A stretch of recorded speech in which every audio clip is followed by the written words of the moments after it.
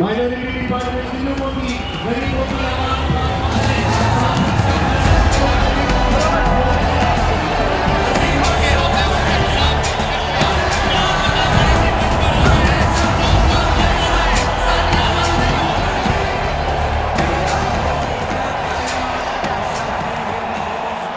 पहली बार आपके दयारे मोहब्बत में हाजिर हुआ हूं।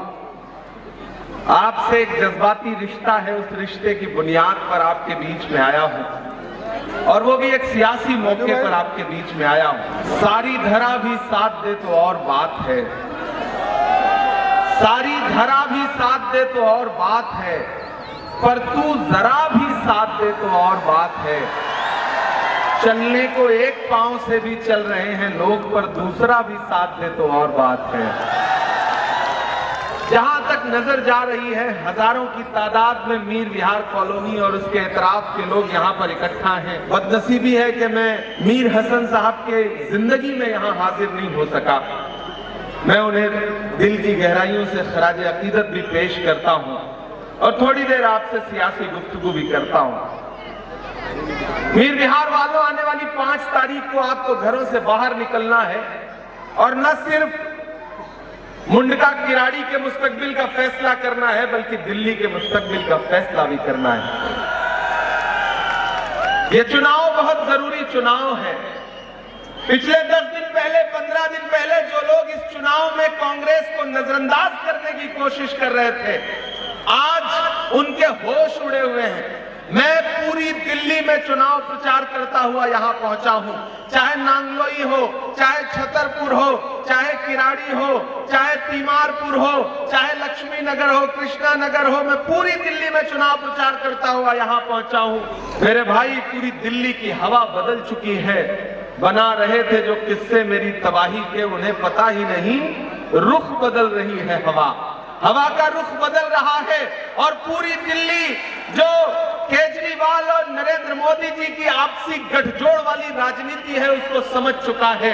पूरी दिल्ली एक नए बदलाव के लिए तैयार खड़ी है और वो मुद्दों पर सवाल पूछ रही है अरविंद केजरीवाल से, वो सवाल पूछ रही है नरेंद्र मोदी जी से। और खासतौर से मीर विहार वालों, मैं आपसे कहना चाहता हूं कि याद करो 2013-2014 के वो दिन जब जंतर मंतर पर और रामलीला मैदान में बैठ करके अरविंद केजरीवाल जी ने, मनीष सिसोदिया जी ने और उनके पूरे गिरोह ने अन्ना हजारे को एक सिंबल बना करके किस तरह से राजनीति शुरू की थी और शीला दीक्षित जी को और इस सदी के सबसे शरीफ प्रधानमंत्री डॉक्टर मनमोहन सिंह साहब के बारे में क्या क्या अनाप शनाप बका था, क्या क्या लांछन लगाए थे, क्या क्या इल्जाम लगाए थे।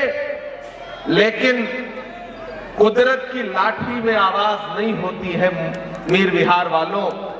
कुदरत इंसाफ करती है तो बहुत सलीके से करती है। पिछले दिनों डॉक्टर मनमोहन सिंह साहब हमें छोड़ के गए, तब दुनिया को एहसास हुआ कि लगा सका न कोई उसके कद का अंदाजा, वो आसमां था मगर सर झुका के रहता था। डॉक्टर मनमोहन सिंह साहब दुनिया को छोड़ के गए, तब दुनिया को अंदाजा हुआ कि कितनी बड़ी शख्सियत हमें छोड़ के चली गई। मीर विहार वालों, याद करो 2014 के वो दिन जब अरविंद केजरीवाल जी डॉक्टर मनमोहन सिंह साहब को क्या क्या कहते थे और देखिए कुदरत का इंसाफ, देखिए कि वही अरविंद केजरीवाल जो डॉक्टर मनमोहन सिंह साहब को भ्रष्टाचारी कहते थे, वही डॉक्टर मनमोहन सिंह जब दुनिया से कूच किए तो पूरी दुनिया सर झुका के खड़ी थी और उन्हीं की जिंदगी में ऐसा हुआ कि वही अरविंद केजरीवाल, वही मनीष सिसोदिया भ्रष्टाचार के आरोप में जेल काट करके वापस आए। ये होता है कुदरत का इंसाफ। कुदरत ने डॉक्टर मनमोहन सिंह साहब के अपमान का बदला अरविंद केजरीवाल से, मनीष सिसोदिया से इस तरह से लिया। मैं आपसे ये कहने आया हूं कि इस बार लड़ाई बहुत अलग है। इस बार पूरी दिल्ली में लोग अलग ऐलान ये कह रहे हैं कि सिर्फ खंजर ही नहीं आंखों में पानी चाहिए, सिर्फ खंजर ही नहीं आंखों में पानी चाहिए। है खुदा दुश्मन भी मुझको खानदानी चाहिए, सिर्फ कब्रों की जमीनें दे के मत बहलाइए, राजधानी दी थी हमने, राजधानी चाहिए। पूरी दिल्ली में लोग ये कह रहे हैं, एक तरफ वो ताकतें खड़ी हैं जो पूरे देश में नफरत का माहौल बनाना चाहती हैं, एक तरफ वो ताकतें खड़ी हैं जिनका नारा क्या है, नफरत छोड़ो, भारत जोड़ो। राहुल गांधी का नारा क्या है? आइए नफरत के बाजार में मोहब्बत की दुकान खोलते हैं, मोहब्बत का पैगाम लेकर के।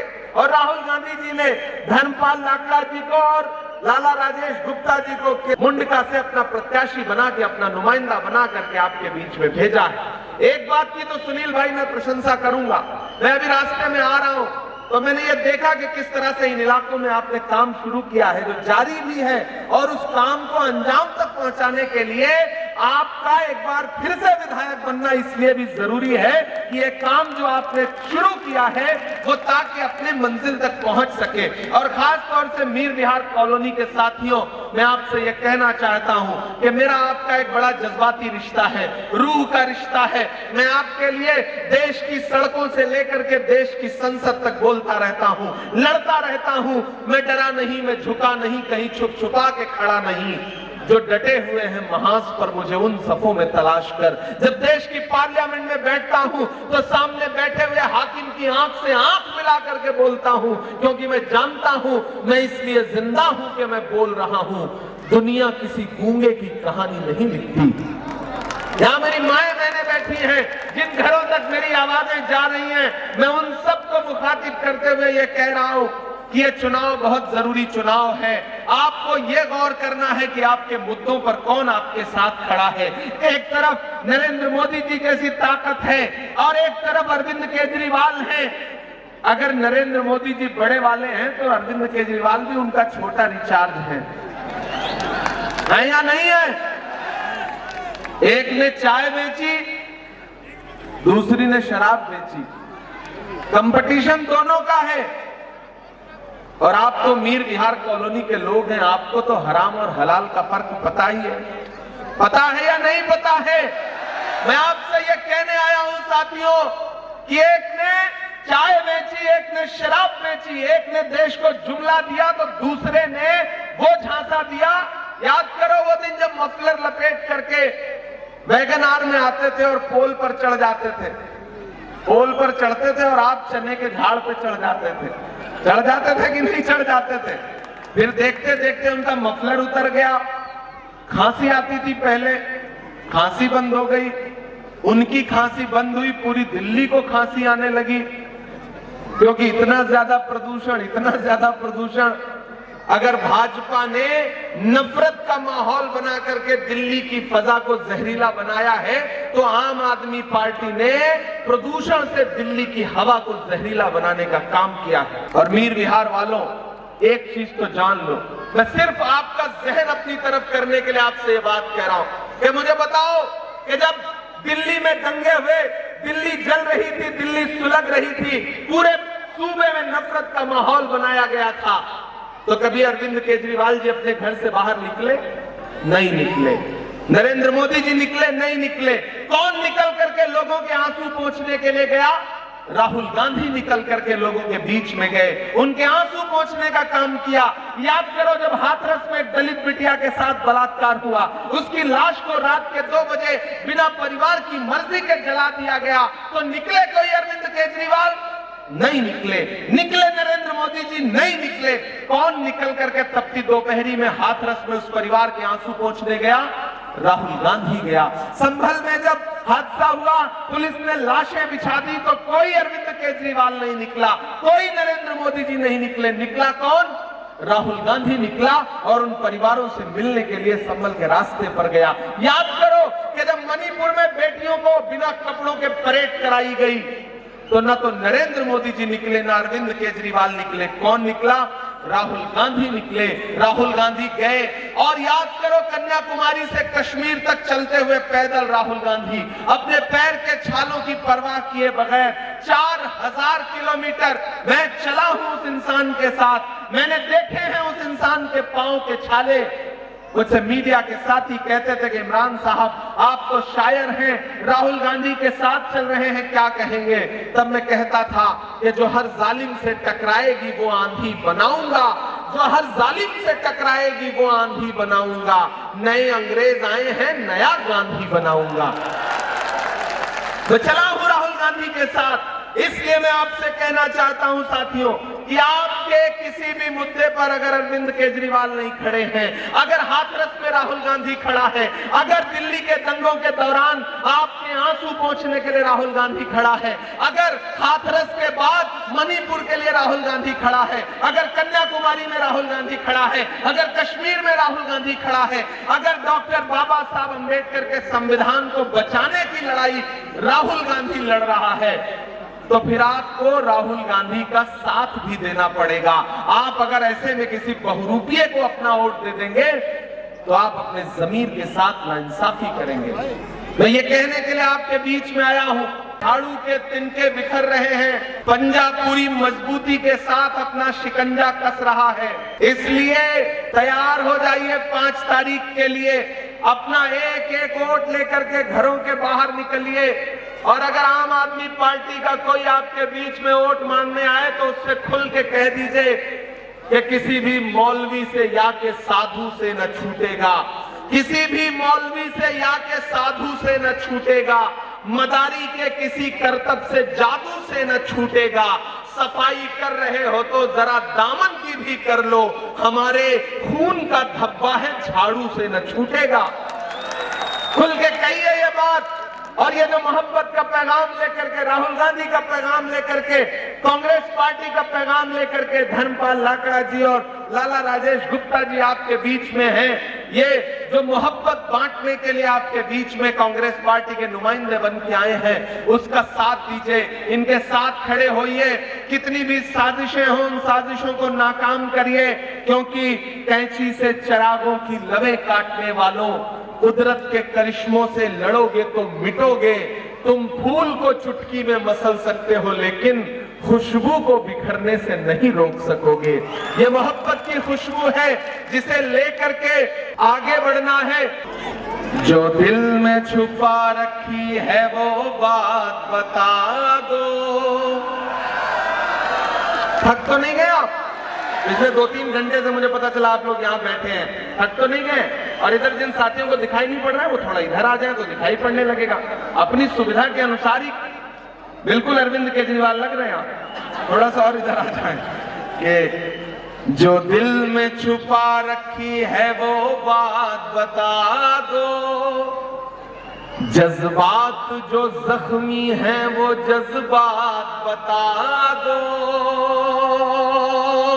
यहां से वहां तक, पीछे जहां तक अपनी छतों पे लोग मौजूद हैं, मैं सबको शामिल करता हूं।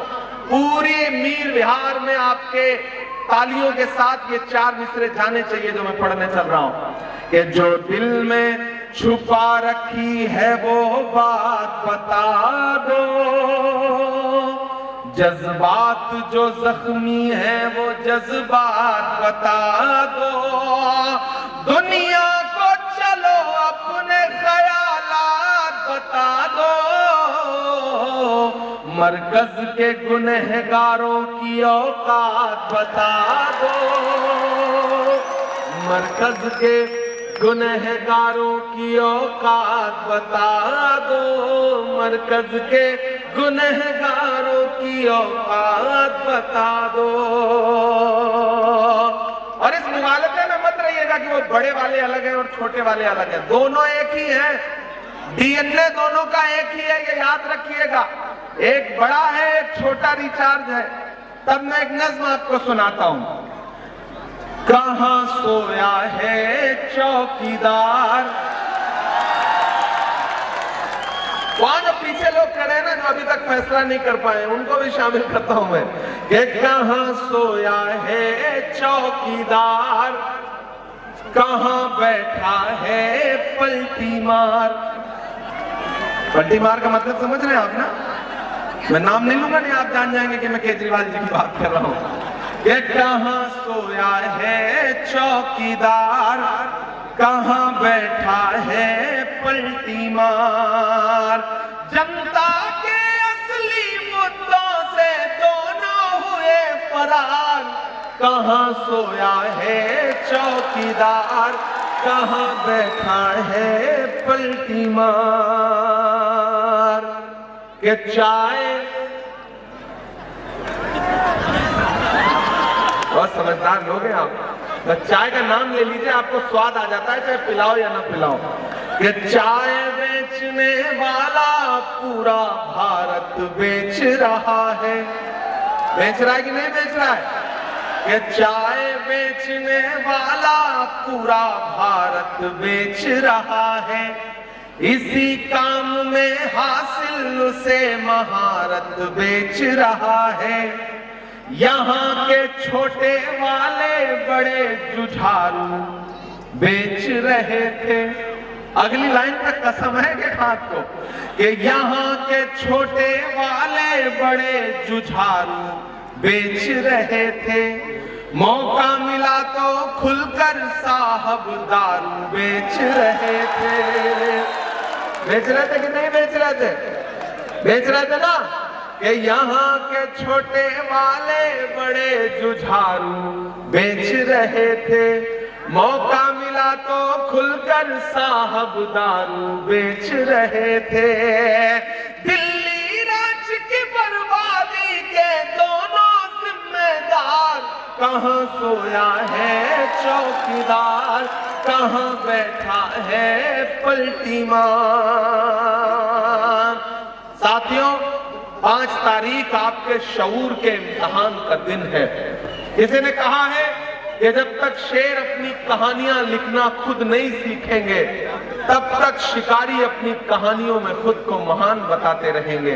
इसलिए इस लड़ाई में कांग्रेस पार्टी के साथ खड़े होइए, राहुल गांधी जी के साथ खड़े होइए। सुनील भाई, आप इधर आइए। आप तकरीर कर रहे थे, मुझे बहुत अच्छा लग रहा था। आपने 4 बार सलाम अलैकुम किया। 4 तक तो मामला ठीक है, मैंने लगा 4 में ही आ जाए पलट के रिप्लाई तो ज्यादा बेहतर है। और जिस शिद्दत के साथ आपने जवाब दिया, मैं उससे महसूस कर रहा था कि धर्मपाल जी से, सुनील जी से मीर बिहार वालों का रिश्ता कितना गहरा है। दोस्तों, जो अपने होते हैं ना, वो अपने होते हैं। मीर हसन अलवी साहब से धर्मपाल जी का जो रिश्ता था, उस रिश्ते को मैं पहले से समझता रहा हूं। शमीम हमेशा आपकी प्रशंसा करते रहे, आपके परिवार की प्रशंसा करते रहे, तारीफ करते रहे। ऐसे में जब आपको ये महसूस हुआ कि आम आदमी पार्टी दिल्ली सूबे के मुस्तकबिल के लिए और मुंडका के मुस्तकबिल के लिए मुनासिब नहीं है, तो आपने एक पल भी परवाह नहीं की और आपने राहुल गांधी की मोहब्बत की दुकान के साथ खड़े होने का फैसला लिया। एक तो मैं उसके लिए आपका शुक्रिया भी अदा करता हूं, और ये जो सैलाब उमड़ के आया है ना, इसको सलाम भी करता हूं। जितना स्टेज पर लोग हैं, उतना अरविंद केजरीवाल जी की सभाओं में नहीं आ रहे हैं आजकल। ये हालत हो गई है। इससे भी मैं आपसे गुजारिश कर रहा हूं, सोचो कहां कहां से लोगों को बुलाना पड़ा। अभी किराड़ी में तो हमारे पुराने साथी, हमारे मौजूदा साथी अखिलेश जी को लेकर के आए, कितना परेशान हो गए आप सोचो ना। मैं एक सभा करके गया, उसके तीसरे दिन अखिलेश जी आए ना, कल मिले थे अखिलेश जी पार्लियामेंट में, हमसे बोले मैं गया था किराड़ी। मैंने कहा नहीं, मैं इतना डेंट मार के आया था कि आपका जाना जरूरी था, लेकिन कुछ हुआ नहीं है मामला। अभी भी वहां पर लाला राजेश गुप्ता एक तरफा चुनाव जीत रहे हैं, ये मैंने कल वहां पे कहा है।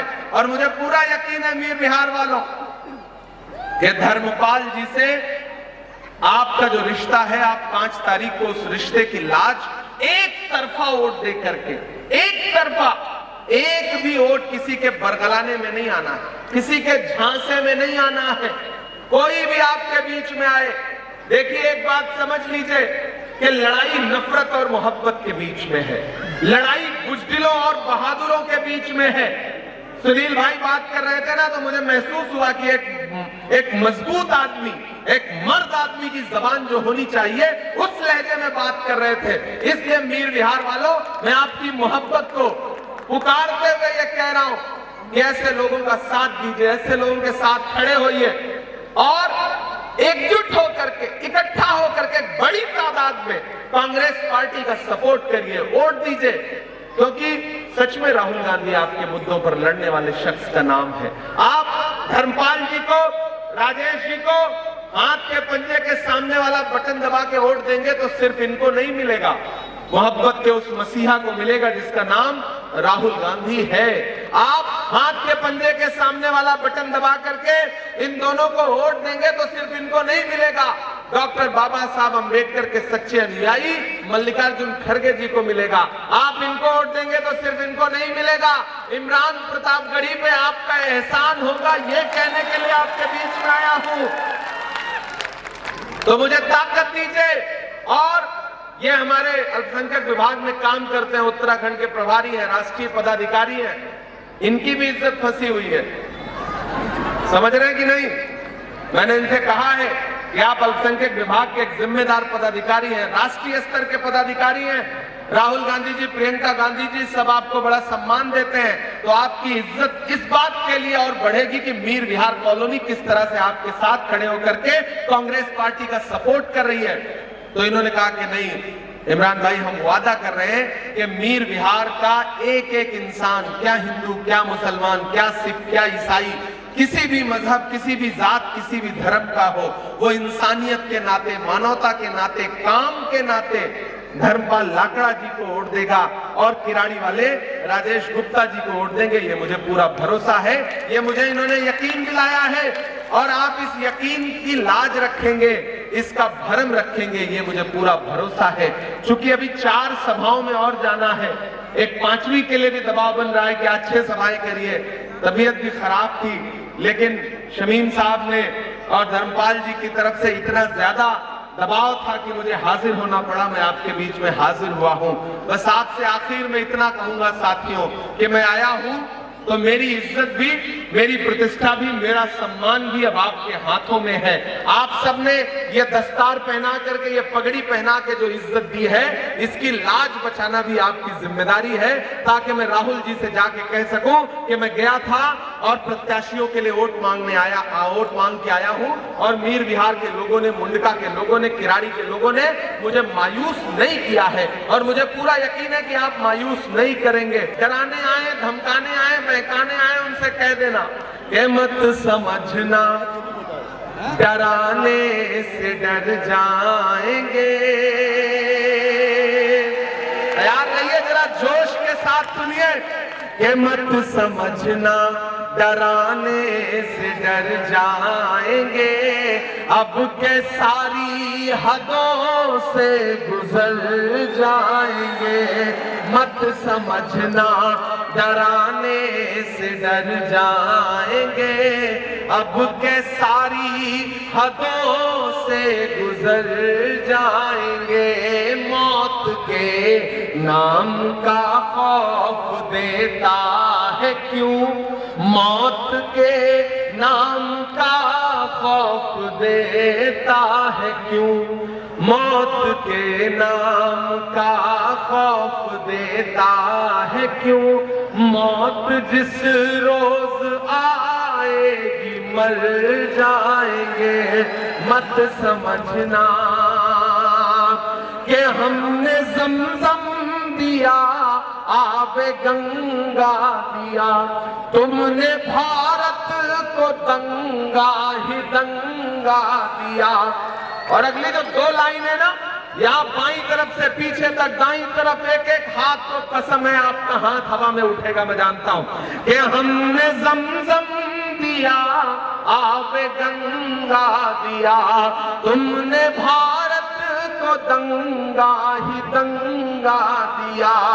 तुमने एक रंग के ख्वाब देखे मगर, तुमने एक रंग के ख्वाब देखे मगर, हमने हिंदुस्तान को तिरंगा दिया। ये तिरंगा बदन पर लपेटे हुए एक दिन इस जमीन में उतर जाएंगे। मत समझना डराने से डर जाएंगे। मीर विहार वालों, आज सियासी मौके पे आया था तो मजबूरियां थी, लेकिन एक बात आपसे करता हूं कि 8 तारीख को रिजल्ट आए और मुंडका में और खास तौर से मीर विहार कॉलोनी में इतने बम्पर वोटों से, इतने बम्पर वोटों से आप अपने प्रत्याशी को जिता करके असेंबली पहुंचा दीजिए कि जब 8 तारीख को रिजल्ट आए और मैं देश के किसी भी कोने में रहूं और जब मैं रिजल्ट देखूं तो मुझे लगे और मैं सीना चौड़ा करके अपने नेताओं को बताऊं कि किराड़ी और मुंडका में लोगों ने मेरे जाने की लाज रखी, मेरी पगड़ी की लाज रखी, ये मैं अपने लीडरशिप को बता सकूं। और उसके बाद मैं आपसे वादा करता हूं साथियों कि आप फिर एक मंच यही सजाइएगा शमीम। मैं लोगों का शुक्रिया अदा करने के लिए 8 तारीख के बाद एक बार शाम में आऊंगा और खूब सारी शायरी आप सारे लोगों को सुनाऊंगा, ये आपसे वादा करता हूं। आज के लिए आपसे विदा लूंगा, क्योंकि इसके बाद पटेल नगर, फिर राजौरी गार्डन, फिर उसके बाद सदर बाजार, फिर लक्ष्मी नगर और फिर सीलमपुर भी जाने का दबाव है। तो इतने सारी सभाएं लगी हैं, आज आपसे इजाजत लूंगा। बहुत शुक्रिया। मैं चाहता हूं जहां भी हैं, जैसे भी हैं, अपना एक एक हाथ उठाइए, यहाँ भी राइट साइड में बाईं तरफ पीछे तक एक एक हाथ उठाइए अपना।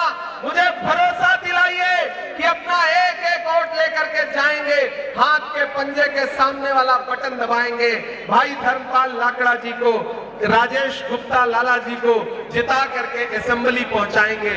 इसी भरोसे के साथ फिर आपसे मुलाकात होगी। बहुत शुक्रिया। बहुत